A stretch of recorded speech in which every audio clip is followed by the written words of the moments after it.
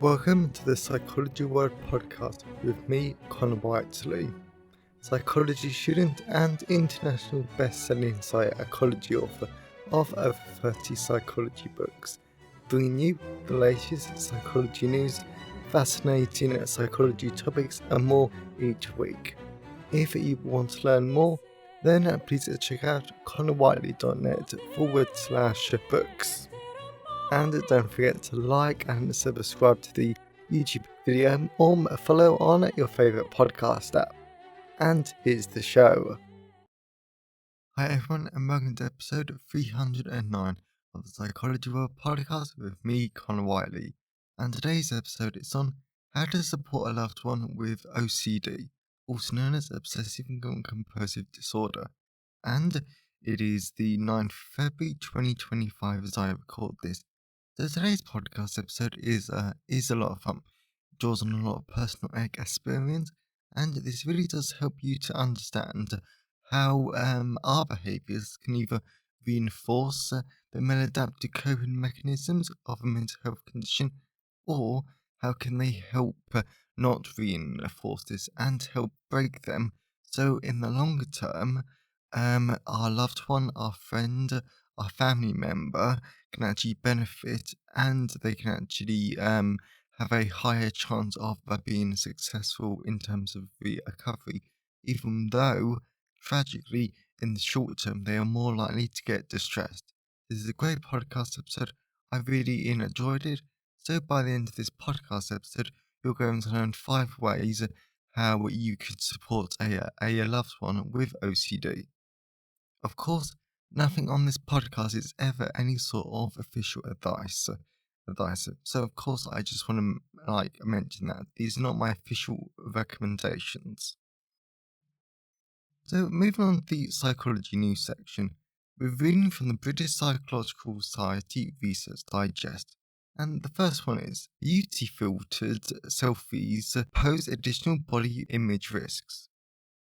These fine filters which smooth the skin, add makeup, heighten cheekbones, or slim the face are more ubiquitous than ever. Recent work from Rose and Jill of City University London, for example, found that 90% of young women report using filters to edit their photos before posting them online. And whilst the jury is out on whether taking selfies boosts self-esteem, this kind of editing can just do the opposite. Maxine Schrodinger and Elizabeth Mossarazzi report another reason beauty filters can be damaging in their latest paper, published in Computers in Human Behavior.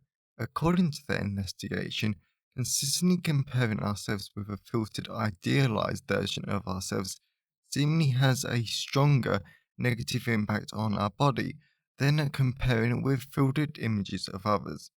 Not only does this seemingly affect our evaluations of our own attractiveness, but it can lead to harsher evaluations of others too. Okay, so whilst there's not a great amount that I can say about this one, I think there are some pretty important mental health points here. So first of all, let's dip into social psychology. We know that social comparison is something that we all do, because sometimes it can make us feel good. Good though, for example, if we didn't do that great on a psychology test, then we can engage in downward social comparison, so we can feel better about ourselves. For example, if I got a 62 and I felt bad about that, I don't know why I would feel bad about that. I would be more than happy with that. Then I could engage in a downward social comparison and say, right, like, yes, I only got a 62, even though 62 is actually brilliant, but at least I'm better than that person who got a 52 to them. So that's sort of comparison. So even though social comparison can have benefits for us, it can also be very harmful, because if we keep engaging with people who are better than us, that or like more idealized versions of ourselves, then this can decrease our self-esteem and make us feel awful. Awful though. And now that these filters are becoming more popular, they're becoming a lot easier to use, and they just become a normalized part of society. And I think that's something else that we need to consider, because it's basically easier than ever for us to make ourselves feel bad about ourselves. That's something that we need to be mindful of, and we need to remember that these are just idealized versions of ourselves, and this is not real. To be honest, we shouldn't even be using filters, because everyone is a beautiful in their own way. There's just something to think about. So the next one is quarantine and questioning. Striving to understand who we are is an important part of a grown up. Yet, as much of a personal endeavour as this feels, identity doesn't develop in a vacuum.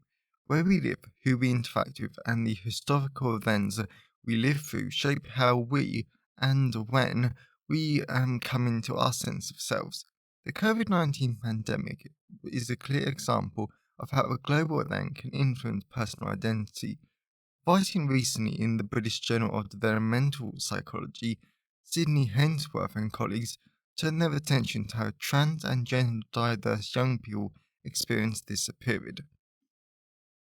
The research reveals that the pandemic and lockdown played a significant role in many LGBT plus people's gender identity development, and often in unexpectedly positive ways. Now, because this overlaps with a lot of my own research areas, I'm going to read two paragraphs. Many also saw those acute stages of the pandemic as a time of increased visibility and connection more widely, as one participant studied during lockdown, open quote, seeing other trans people on social media talking about their experience helped me identify as trans because I could tell that we went through and thought a lot of the same things, close quote. Another felt that the pandemic, open quote, allowed me more time to speak to individuals who are also non-binary and gain knowledge from their experiences. I already had the time on my own to explore my identity, close quote. In another interesting change, the pivot to online learning helped some participants feel more able to be seen as their gender, with Zooms offering spaces to clearly present their preferred pronouns as part of their screen name. The normalization of this allowed youth to passively remind others of their pronouns, which, as the authors note, can be difficult in offline spaces. Okay, so that is very interesting, and that's really good because when I first read that headline, and in case anyone's new to the podcast, I get the Research Digest in my emails. I do not open it, to be honest, until I actually come to the recording. So the thing that I was concerned about was that the quarantine would actually have a massive detrimental impact on identity development, but thankfully it does show that there were some benefits of like quarantine because it did allow us time just to like slow down, be online, think about who we are, and just have a lot of other good benefits though. Benefits though. So even though my identity didn't really come into play until after the pandemic, I can definitely understand where it's coming from because my identity, I figured it out in the like summer holidays. So I had time to focus, I had time to think about it. So as morning, I had time to research things. So I definitely understand where this is coming from, and it's really good though that all these people were able to discover their identities and think about who they are. Because as my own research shows, and a lot of other literature out there, suicide rates and other negative mental health outcomes do increase if you don't figure out who you are and if you don't accept your identity. So very interesting and very good. So the last one is Vegas new stimulation offer progress on treatment-resistant depression. Almost a third of people with major depression disorder find that regular treatments, including antidepressant drugs or even electroconvulsive therapy, don't help. Now, I'm stepping away from this article for just a moment. Now, there's a reason why antidepressants and electroconvulsive therapy do not work. Now, please go and read and Moncrief 2022. There's a very clear reason why this does not work, and that paper basically destroys the biological argument for depression. It's an amazing paper. It's the only paper I will ever recommend. Anyway, so diving back into this. Now, a new year-long trial of a treatment that involves electrically stimulating the vagus nerve has found small but promising results for people suffering with exactly this type of treatment-resistant depression. My lecturers hate that term, and so do I, to be fair. The double-blind, sham-controlled study reported in brain stimulation was led by Charles Conway at Washington University. Those in the experimental group who received vagus nerve stimulation treatment reported spending more time with the lower levels of depressive symptoms, about 25% of the time for the treatment group, compared to about 20% of the time for the control group, which also reported improvements in their daily life and ability to function. Given the resistance of their depression to other treatments, these modest signs of improvement may open future treatment possibilities for those with treatment-resistant depression. Okay, so I don't think that this is one that's food for thought. One, because the word treatment-resistant, I forget the exact wording that my lecturer used, but I remember the general sentiment. I do agree. Classing something as treatment resistant makes it sound very biological, makes it sound like a disease, makes it sound like something we should be able to just cure. That's not how mental health conditions work. That's not how modern clinical psychology works, because mental health conditions are just part of people that we can't cure, we can't eliminate, we can't get rid of. What we can do is we can give people more adaptive coping mechanisms so their mental health conditions cause them less distress, less impaired functioning. So that's something that we can think about. So I think the term treatment resistant is not helpful at all. Secondly, to be honest, there's only a 5% difference between these two groups. I'm not sure that's something we should be too excited about, because yes, 5% and a 25% reduction in symptoms, that is going to be life changing to a lot of people. But I'm not sure we can hail this as a great super duper experiment at the moment, or a treatment that is going to revolutionize mental health care. So I think that this definitely needs a lot more research. I think we need to try and refine the process just so we can get some bigger effect sizes, just so we can get some bigger improvements. Because right now, I'm just not convinced that a 5% difference is actually that exciting or worth it. So I know I'm probably being quite hard, but I think it's quite an interesting one though. And I do hope that this treatment is something that we can improve on in the future, because I'm going to use the term that I hate. Because even if people do have treatment resistant depression, we still need to help them, we still need to support them. So this is something that we've got to bear in mind for the future. So I hope you enjoy the psychology news section. So let's move on to the personal update.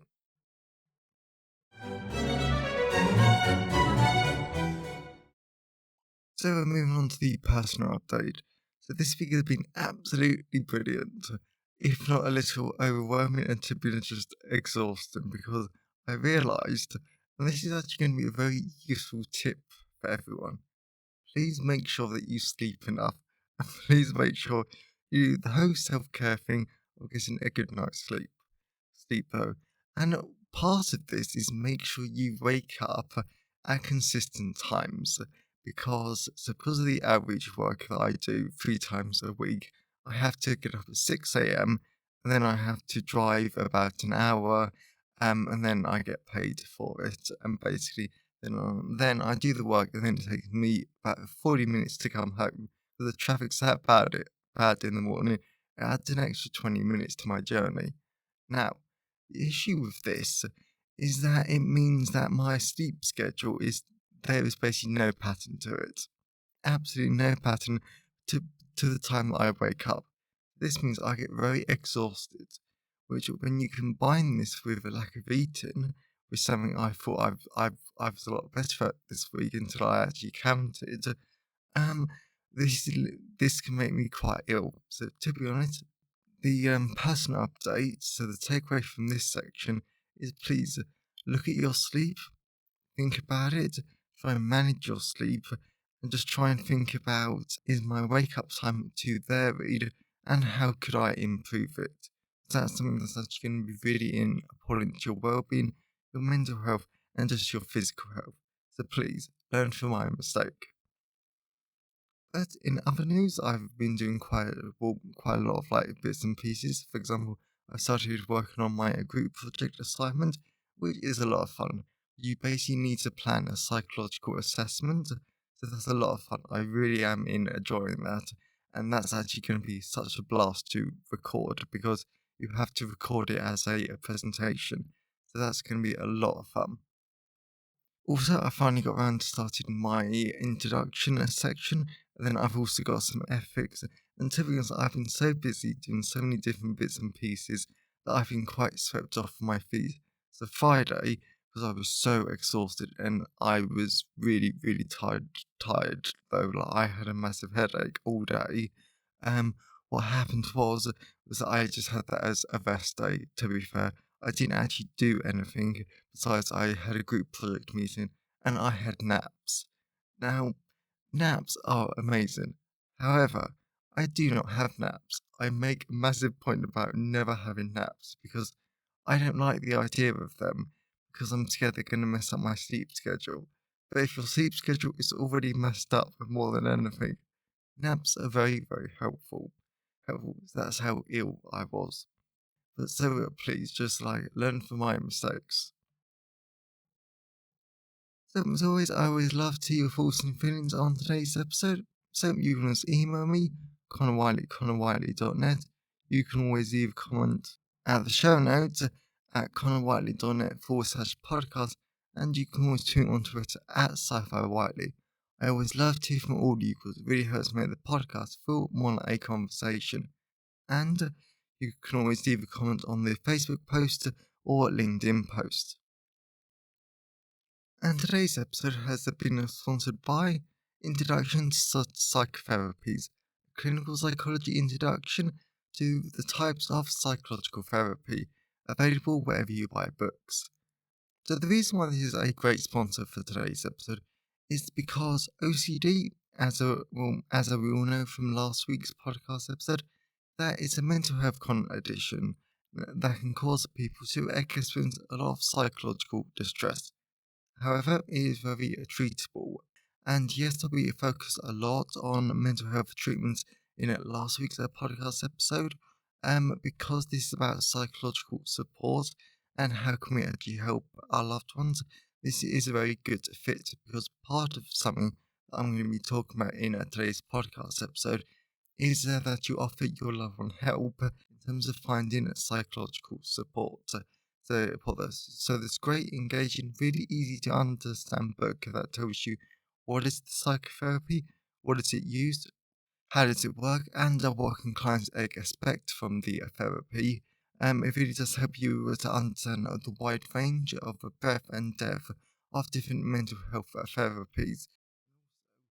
Well, and also what specific therapies are good for. So you can learn about CBT, psychodynamic, couples therapy, integrative therapies, and so many more that I flat out love. So this is a brilliant book that I really do recommend.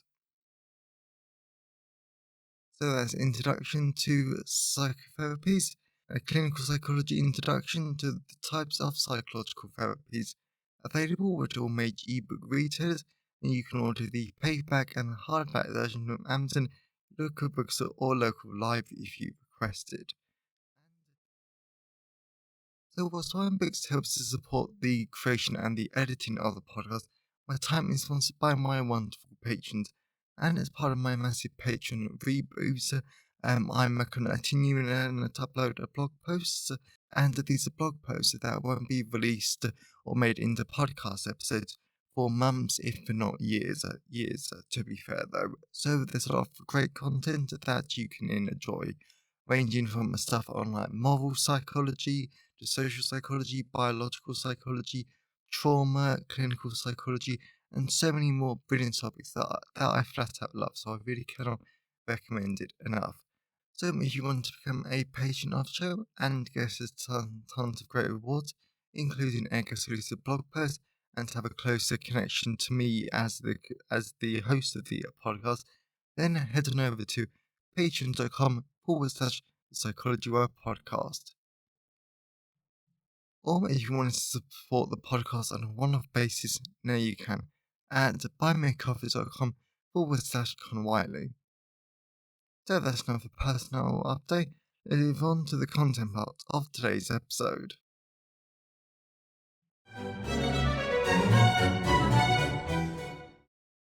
So we're moving on to the content part of today's episode. So we're going to be talking about how to support a loved one with obsessive compulsive disorder. This is a great podcast episode, so let's dive into it. How can obsessive compulsive disorder impact relationships? Before we can hope to understand how do we support our loved ones with OCD, we need to first understand why this is important. As well as we need to understand how does OCD impact relationships around the person with the condition. Psychologists and professionals need to understand this so we can add these factors into our clinical formulations and treatment plans, because this will add additional psychological stress to the individual and the people who love and social with a person with obsessive compulsive disorder need to understand this aspect of the condition too. As a result, OCD impacts relationships in a number of different ways. For example, friends and family might have a hard time whenever they see their loved one struggling and they simply don't know how to help. Then this makes the friends and family members feel helpless as well as depressed, and compulsions are very time consuming, as I mentioned in last week's podcast episode. Therefore, compulsions can be very disruptive, so friends and family could get frustrated when their loved one asks for help in carrying out their compulsions. They need to wait for their loved one to finish a compulsion and assure when they are asked repeatedly to assure their loved about an obsessive fear. Personally, I can definitely understand because this is frustrating. It is frustrating when you need to stop everything that you are doing because the person with OCD has to carry out their compulsions, or they get so anxious and distressed that I've made a mistake that doesn't align with their obsessive fears. And it is frustrating when we are delayed to arrive late to stuff by an hour because of their distress. And it is even more annoying when there's someone else in the house supports their obsessive fears and reassures them so much that it only reinforces their compulsions. I say this because I want you to understand that yes, as an aspiring psychologist, I talk a lot about unconditional positive regard, active listening, being empathetic and non-judgmental. But I am human too. I'm not perfect, and it is okay to be frustrated and annoyed at mental health difficulties in your own personal life. As long as you learn and adapt your responses so they are more supportive in the future, then that's okay. Just because you study psychology doesn't mean you have to be superhuman and emotionless. It's why I've researched last week's and this week's podcast episodes, because I want to learn, I want to become more understanding, and I want to be more supportive. In addition, OCD can be very challenging for romantic partners, because Cassather and All 2020 found that people with OCD often struggle to communicate in relationships.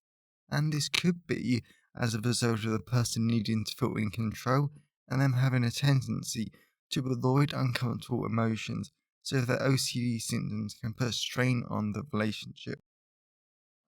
And I do have personal stories about that finding, but I'm not going to talk about that. What is relationship OCD? So, building upon the last section, a person can have a relationship OCD. This type of OCD is where the obsessions focus on doubts about the relationship. For example, a person with relationship OCD repeatedly questions whether their partner is a good fit or actually loves them. These obsessions, like all obsessions, take a lot of time and cause a lot of distress to the person. So, this leads to compulsive behaviors like constantly seeking reassurance from their partner that they love them, or the person with relationship OCD compares their partner to other people. If a person has relationship OCD, then they should see a couples therapist, because a couples therapist can help a person set boundaries on what you will and what you will not discuss about your relationship. This is useful because it helps you to avoid your partner's OCD symptoms whilst taking care of your own mental health. Personally, I think this sounds a lot like emotional dependency, which I've spoken a lot about on the podcast before, and something I used to struggle tons with. Then I still struggle with it now from time to time, but I'm a lot better than I used to be. How to support your loved one with OCD? Support your partner by learning about obsessive compulsive disorder. I know I always say this, but I strongly believe, with my own abusive experiences, that you cannot claim to truly love, support, and appreciate someone with a mental health condition if you are not willing to research their condition. If my family had researched rape and how to support a rape survivor, then my mental health would have been so much better. If my family had researched autism and how to support an autistic teenager, then my adolescence would have been so much better, and on and on and on. As well as my friends' parents researched a lot about depression, anxiety, and so on to support them, and it really did help them. Therefore, my point is please research OCD so you can better understand and empathize with your loved one about what they're experiencing and how to help. In the end, your loved one will seriously appreciate it. Give support without reinforcing the OCD behaviors. The next two suggestions are actually what birthed the idea. Because in my house, everyone was just accommodating my housemate's OCD behaviors, and me and another housemate could see that the OCD was getting worse as a result. Therefore, whilst it's true you cannot stop a person with obsessive compulsive disorder from having their obsessions, it's a good idea to put boundaries in place so you do not assist them in their compulsions. This will be difficult because your loved one is likely to experience more distress, but if you give in and you help them carry out their compulsions, in the long term you are not helping them. You are only reinforcing the OCD. In addition, your loved one will probably be upset that you're changing your behavior, and they are more likely to be anxious in the short term, since it's harder for them to carry out their compulsions, a behavior that is meant to temporarily relieve some of the anxiety caused by their obsession. However, it's important that you put in those boundaries and you explain that setting boundaries is because you care and you want your loved one to get better. Then working with a therapist might be a good idea because a therapist might help you to be able to stop accommodating the OCD. Resist accommodating your loved one's OCD symptoms. Personally, the best example from my own experience is cleaning. In my house, my housemate's OCD made it very important that things had to be cleaned in a very, very specific way. And if I had cleaned anything, then it would make them extremely distressed.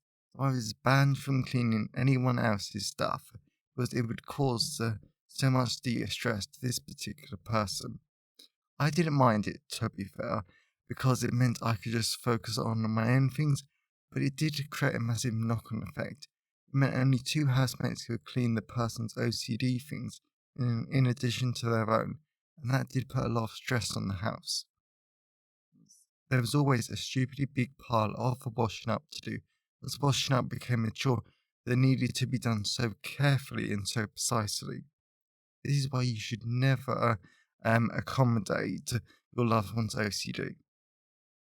Anyway, accommodations happen when someone enables a person's compulsions, because accommodations can temporarily relieve your loved one's anxiety, yet in the long term, it only reinforces the cycle of compulsive and obsessive behaviors.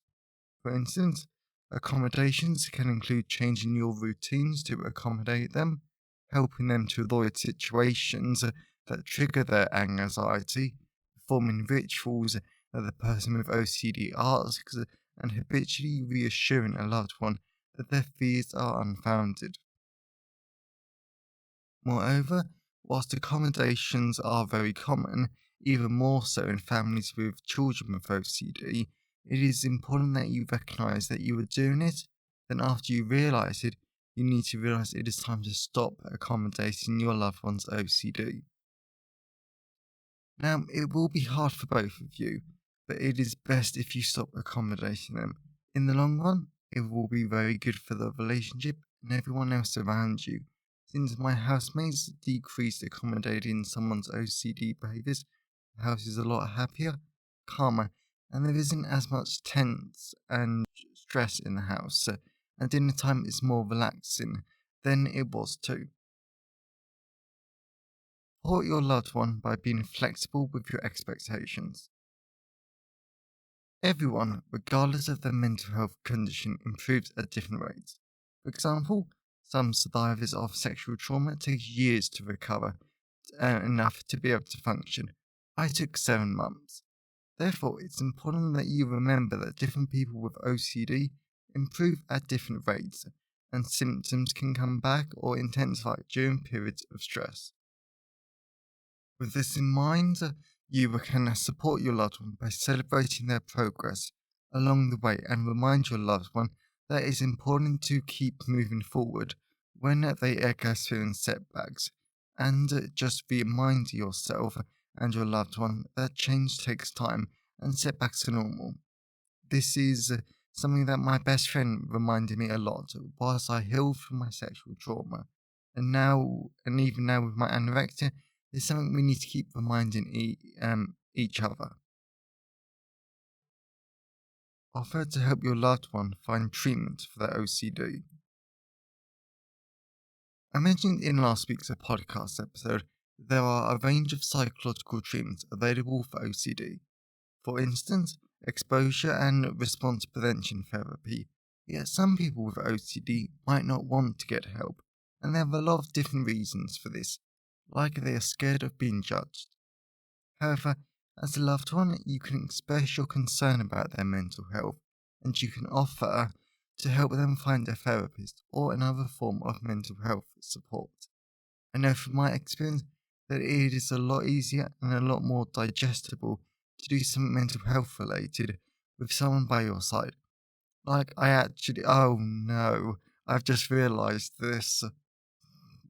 Sorry everyone, I've just realised, I wrote this yesterday morning and I've been super busy, so this is actually something I've actually got to do, to do that. So sorry, going back to the blog post. I actually need to create a meal plan for my anorexia again, because the last one just failed. So this time my friend is going to go over it with me, so I might stick to it and create one I actually enjoy. Oh no, I've actually got to do that and I've got no time today. And I promised them I would get it done by tomorrow. Oh no. Okay then. Okay then, that's a problem I've actually got to fix. And I'm actually going to leave that in, just so you can see just so you can see that I'm human and that I have my own struggles. Additionally, if your loved one resists the idea of a treatment, then you can ask them why and try to explain the benefits and getting help, and offer to do what you can to make treatment more accessible to them. Like I'm driving a friend to their specialist counselling sessions in a few weeks to make it more accessible for them. Finally, if your loved one still refuses to get treatment, Then tell them that you respect their decision and remind them that your offer still stands if they change their mind in the future. From my egg experience, the worst thing you can do is keep harassing, that I do say in air quotes, or refusing to accept the person's decision. For example, when I wasn't bothering to get treatment for my anorexia, my friend, out of love and caring, kept arguing with me, and it made me feel more distressed. I was even less likely to eat, and it really did strain our friendship. Now they're a lot better because they're respectful, they focus on supporting me, and yes, we will debate and negotiate eating at times, but it doesn't distress me as much as it did a few months ago. Conclusion. So, as we come to the end of these podcast episodes focusing on OCD, I have to admit that they've been a lot of fun. We've learned that OCD is a distressing condition, and I found it useful to understand the differences between obsessions and compulsions, and why people with OCD carry out their compulsions. And it's been good to understand that OCD is so much more than washing and cleaning. Also, I found it useful to understand how I can be a good housemaid to my friends, and how I can gently suggest to others how to support our loved one with OCD, so we can help them in the long term. And just as a reminder, you can support a loved one with OCD by learning about OCD, give your loved one support without reinforcing their OCD behaviors, resist accommodating their OCD symptoms, be flexible with your expectations, offer to help your loved one find OCD treatment. Supporting a loved one with any mental health condition will be a challenge, but it is worth it, rewarding, and it shows your loved one just how much you love them. And as someone who's received support from friends before, in the end I am extremely grateful, and it makes me love my friends even more. It can make friendships closer and stronger too. So please, support your loved one, look after yourself, and just know that in the end, things get better. This too shall pass. So I really hope that you enjoyed today's episode and you got something out of it. I definitely know that I did because, as I mentioned before, OCD has caused a lot of stress in my life from living with someone with OCD, but I still love that person. I still want to support them, and I still want to be a great friend. So this podcast episode have really helped me to understand how to do that in a healthy way, and how I can help my other housemates to support that person. And I think that in the long term, it's going to be very useful information. That means that we can all thrive, and all of us can not be as impacted by OCD as we have been in the past. So if you want to learn more, please check out Introduction to Psychotherapies, available from all the usual places, and you can order the paperback and hardback version from Amazon, your local bookstore or local library if you request it. And if you want to support the podcast on a monthly basis and get access to tons of great rewards, now you can at patreon.com/the Psychology World Podcast. If you want to support the podcast on a one-off basis, now you can at buymeacoffee.com/Connor Whiteley. So have a great day, everyone, and I'll see you next time. Found it helpful.